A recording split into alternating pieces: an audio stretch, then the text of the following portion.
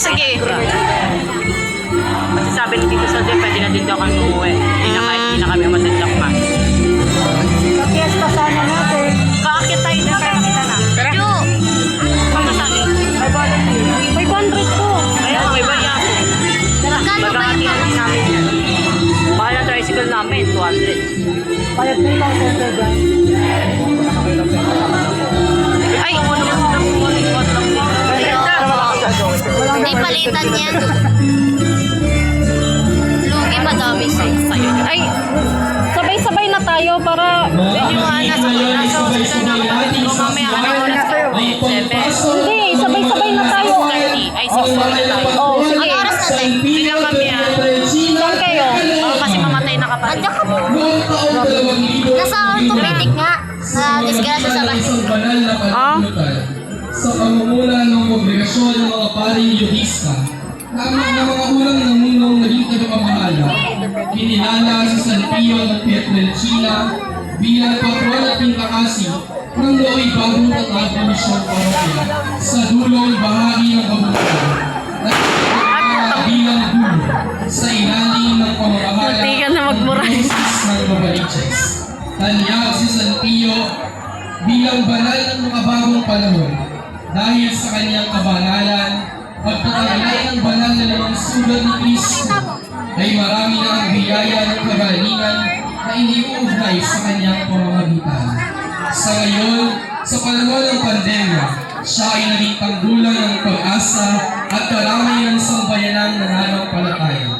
Sa biyaya ng Diyos, noong ika-17 ng Mayo, 2024, ang misyong parokya ay naging ganap ng isang parokya na binubuo ng 11 cluster na mga pamayanan. Sa kasalukuyan, ang tula parokya nito ay sinabihan ng Padre Eduardo C. Ipinagdiriwang ang pistahan ng mahal na patron San Pio de Pietrelcina de Caloocan tuwing ika-22 hanggang ika-23 ng Setyembre. San Pio de Pietrelcina de Caloocan. Ipanalangin mo po kami. Mga kapatid, natutunghayan po natin sa ating harapan ang tunay na larawan ng ating mahal na patron San Pio de Caloocan, ang patron at pintakasi ng mga taga-bukid. Viva Santo Padre Pio! Viva! Viva Santo Padre Pio! Viva! Viva Santo Padre Pio! Viva! At sa pagkakataon po ito, iniaalay namin ang isang munting sayaw bilang handog ng pagpupubay, pagbati at marangal na paggalang sa nalalapit na pagpuputong ng koronasyon kanonikal sa banal na larawan ng mahal na Birhen ng Fatima ng Cordova.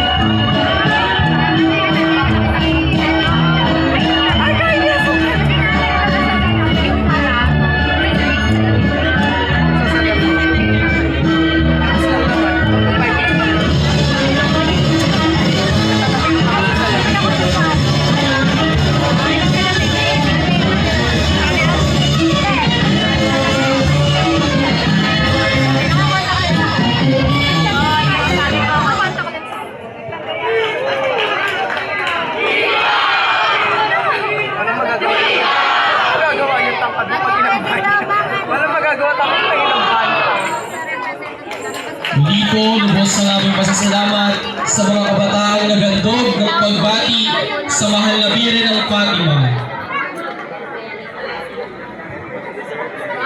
Mga kapatid, ngayon ay ating saksihan ang pagpasok ng mahal na Birhen ng Kapayapaan at mabuting paglalakbay.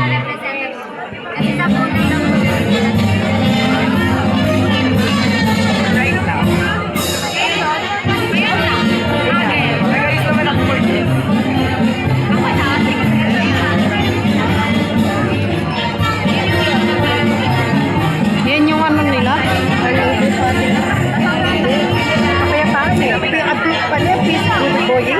Ah, Ang parokya ng mahal na Birhen ng Kapayapaan Good voyage.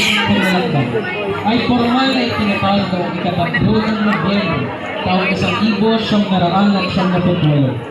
Nagsimula ang debosyon sa sintang patrona dahil karamihan sa mga unang nalirahan sa bagong pension division ay mga mandaragat o seafarers na humihingi ng bagong paggabang, kaligtasan at mapayapang paglalakbay sa kanilang hanapbuhay.